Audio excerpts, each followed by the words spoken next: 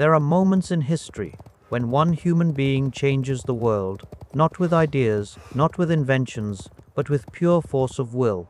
A man born with nothing, a man hunted as a child, a man who rose from the freezing grasslands of Mongolia to command the largest land empire the world has ever seen.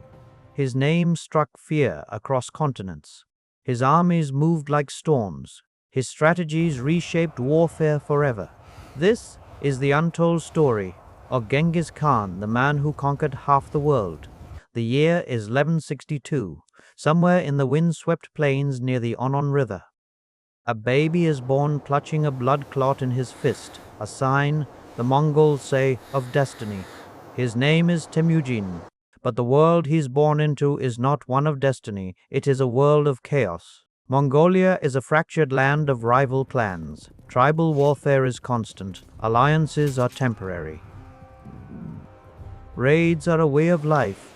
The winter cold kills the weak. Hunger shapes character more than any parent. The boy who will one day be Genghis Khan enters a society where only one thing matters: strength. Strength in battle, strength in leadership, strength in survival, and Temüjin has none of it. When Temüjin is just 9 years old, tragedy strikes. His father, Yesugi, is poisoned by a rival tribe. Suddenly, his family, his mother Hulan and her children, are abandoned by their own clan, left alone, cast out to die. Temüjin grows up in the brutal emptiness of the steppe, eating wild roots, drinking whatever water they can find, learning the harshest lesson a child can: no one is coming to save you. It is here, in starvation and humiliation, that his hatred for tribal division begins. It is here that his desire for unity by diplomacy or force is born. But betrayal continues. From this point forward, one thing is clear. Temüjin does not accept the fate the world gives him. He shapes his own. By his early 20s, Temüjin begins forging alliances not through fear, but loyalty. He promotes men based on ability, not blood. In a land built on family power, this was revolutionary. He draws to him the outcasts of the steppe, the ambitious, the overlooked, the loyal. And with every new ally, Temüjin becomes something more. But leadership comes at a price. The most devastating confrontation of his early life erupts when his childhood friend Jamukha, once his closest brother in blood, becomes his greatest enemy. All believes the old way should stand. Noble families rule, common men follow. Temüjin believes the new way should rise, merit over birth, loyalty over lineage. Two visions of Mongolia collide, and for 12 long years, Mongolia will tear itself apart. The final battle comes in 106. Temüjin's forces defeat Jamukha once and for all. At a grand council known as the Kurultai, leaders from across the steppe gather. There, Temüjin is given a new name, a name that will echo through history: Genghis Khan, the universal ruler. Under his command, Mongolia is no longer a collection of rival tribes. It becomes a unified nation, disciplined, organized, and hungry for expansion. And Genghis Khan himself becomes something else entirely. He reorganizes his people into units of tens, hundreds, and thousands, breaking tribal loyalties and replacing them with loyalty to the empire. He creates a communication system, mounted messengers racing across thousands of miles. A medieval internet. Information flows faster than any kingdom in the world. He outlaws the kidnapping of women, demands religious freedom throughout his empire, and builds a legal code known as the Yasa. But most importantly, he creates an army unlike any seen before. The Mongol warrior is a perfect combination of discipline, mobility, and deadly precision. They train from childhood, learning to ride before they walk. They fire arrows while galloping at full speed, a skill unmatched even today. Every soldier carries multiple bows, up to 70 arrows, and can survive weeks with almost no food. But their greatest weapon is speed. The Mongols could march 100 miles a day. They appeared where no enemy expected them. And when they attacked with precision. Their tactics were revolutionary. Feigned retreats to lure enemies into traps, encirclement on open plains, coordinated assaults. Using signal flags and drums, intelligence gathered from spies sent ahead of the army against this force. No kingdom is ready, and Genghis Khan is just getting started. In 1218, Genghis Khan sends a peaceful caravan westward to establish trade with the Khwarezmian Empire, a powerful kingdom spanning Persia and Central Asia. But something unimaginable happens. A governor of the empire seizes the caravan and kills everyone. When Genghis Khan sends envoys to demand justice, the Sultan executes one of them and humiliates the others. To the Mongols, killing a messenger is unforgivable, and Genghis Khan responds in the only way he knows, with overwhelming force. What follows is one of the most devastating campaigns in world history. The Mongols rip through the Khwarezmian Empire like a storm. City after city falls. Samarkand, Bukhara, Urgench. The Mongols use siege engines captured from the Chinese, psychological warfare, and brutal retribution. Genghis Khan is clear, "I am the punishment of God. If you had not committed great sins, God would not have sent a punishment like me." Within 2 years, one of the richest empires on earth is erased from the map. The conquest of China is the true turning point. China is wealthy, advanced, heavily fortified, a challenge unlike anything the Mongols have faced. But Genghis Khan adapts. He recruits Chinese engineers, Persian craftsmen, and captured experts from every nation. He builds trebuchets strong enough to break city walls. He employs gunpowder weapons.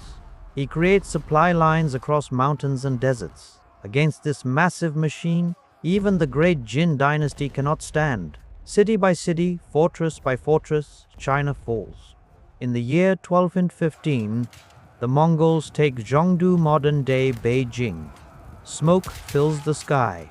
A new superpower rises. History often paints Genghis Khan as nothing more than a conqueror, a destroyer, a symbol of violence. And yes, his campaigns are merciless. Cities that resist are often wiped out. Survivors are relocated. Enemies are crushed without hesitation. But there is another side to him. He abolishes torture. He grants freedom of religion. He elevates the poor and breaks the power of aristocratic families. He opens trade routes across Asia. He encourages diplomacy with Europe. The world under Genghis Khan becomes more connected than at any point in human history. This complexity, this contradiction is what makes him so fascinating. A ruthless conqueror and a visionary nation builder. A man feared by millions, but respected by many. By 1225, Genghis Khan is nearly 60 years old, a remarkable age for a steppe warrior.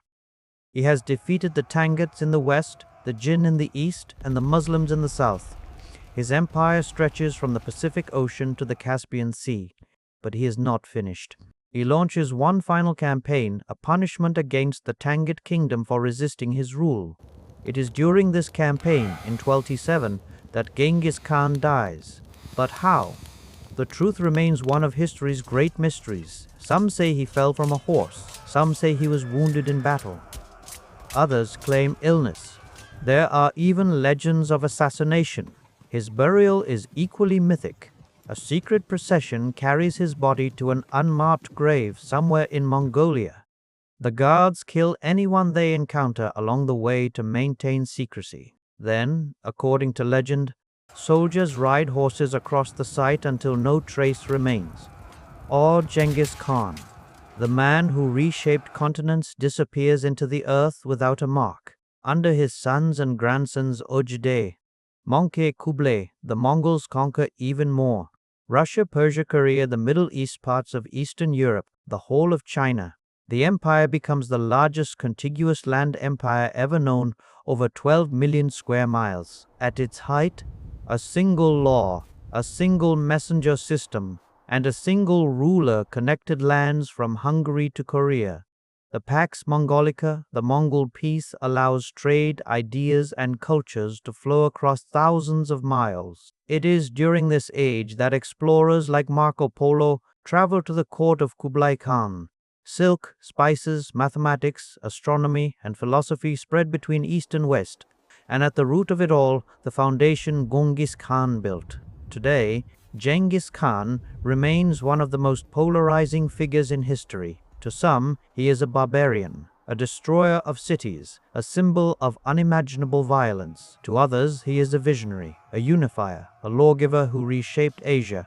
Modern genetic studies suggest that over 16 million men living today may descend from his lineage, a testament to his far-reaching influence.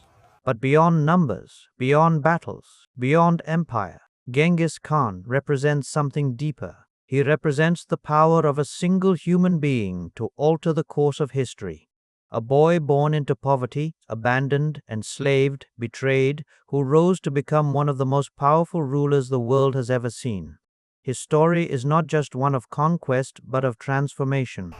A life shaped by hardship, a vision shaped by unity, a destiny shaped by fire.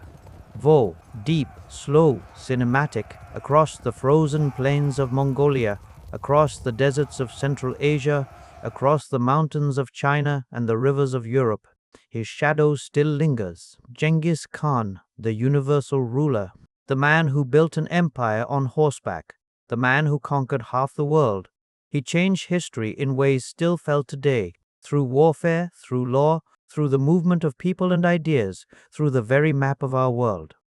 Above all else, he proved one truth, a truth whispered through the ages. From the humblest beginnings, the greatest empires can rise, fade out, music ends,